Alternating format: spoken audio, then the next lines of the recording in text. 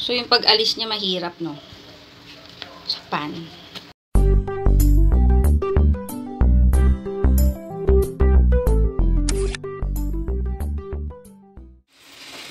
Okay, guys. So, ano kayang matatawag natin sa video na ito? Basta ito ay DIY na naman. So, magte-test tayo or gagawa tayo ng banana cake. Banana cake! Ba yun, out of pancake mixture. Siyempre, meron tayong saba. Alam niyo ba itong saba na to? Alam niyo sa SM, yung mga 20 pesos na turon.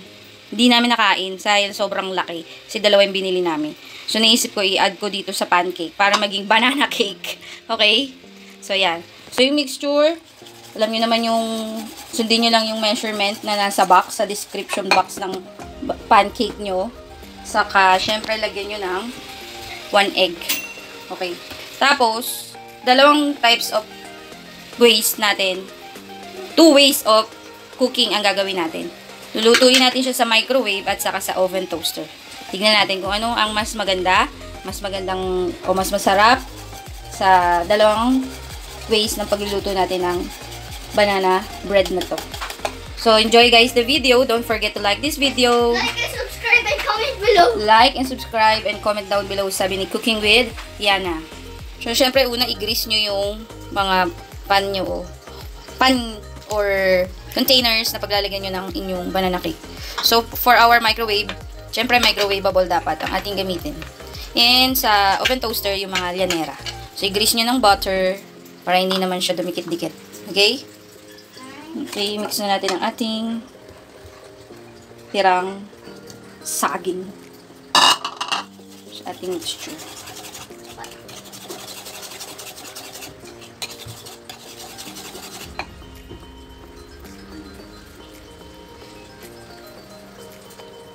Salin na natin siya sa ating mga containers. Lagyan natin ang pamani ni Mayor. Ating banana bready. At saka, grate natin ang. So, nilagyan natin ng cheese ang ating bread. Banana bread. Yan. Kung anong meron sa inyo, ilagay nyo. Gusto nyo, lagyan nyo ng chocolate. Yung ganyan. Okay. Okay, ready na tayo. So, ilagay muna natin siya sa 5 minutes. 5 minutes sa ating oven toaster. Tapos dito naman sa ating microwave. Set din natin siya in 3 minutes.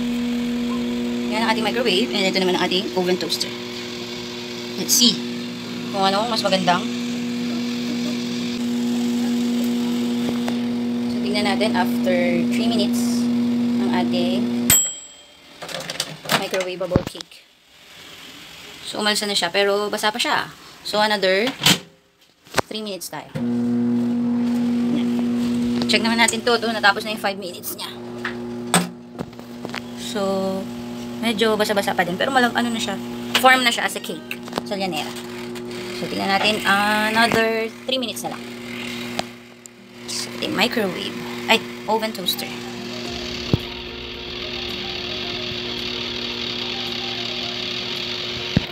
Ilaw na siya ulit. Tanggalin natin ang ating banana bread sa microwave. So, yan o. Ang fluffy-fluffy niya. Sarap. So, ayan guys, ang ating oven toaster banana bread. Medyo maalsa na siya. At nasusunog na yung mga cheese sa ibabaw. So, guys, ito ang ating banana bread from our oven, microwavable oven. So, ganun siya kasimpleng gawin. Mabilis, 6 minutes lang siyang sinalang at ayan na siya. You can see fluffy ang ating banana bread. Napakasimpleng gawin. At hindi nasunog ang cheese. Samantalang ang ating oven toaster hanggang ngayon ay nakasalang pa. Hintayin na lang natin siya. Ayan. Kita nyo. Tingnan na natin. Baka sunog na ang ating oven toaster.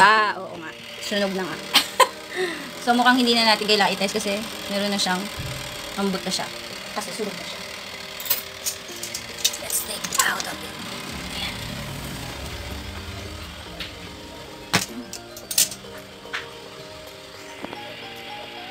So, ito ang ating microwave, oven toaster, banana bread. So, yung pag-alis niya mahirap, no? Sa pan. Not unlike yun dun sa microwave. So, kailangan alisin mo muna siya para matanggal siya dun sa pan. At saka marami siyang dikit. Ayan. Yeah. So, ito ang ating oven toaster. Banana bread na halos pasunog na. Ayan, guys. Yung difference niya. Tingnan natin yung texture niya. So, guys, ayan. Masarap pa naman siya. Ayan.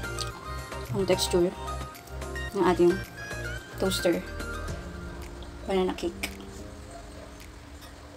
So, bahala na kayo kung anong gusto nyo gawin sa buhay nyo. Pinakita ko lang sa inyo kung ano ang difference ng paggamit ng oven toaster at saka sa microwavable oven. So, thanks guys for watching. Meron pang ano, hindi pa siya masyadong luto. Pero sulog na siya. So, ayan guys. Salamat. And don't forget to like this video. Thanks guys for watching. Bye!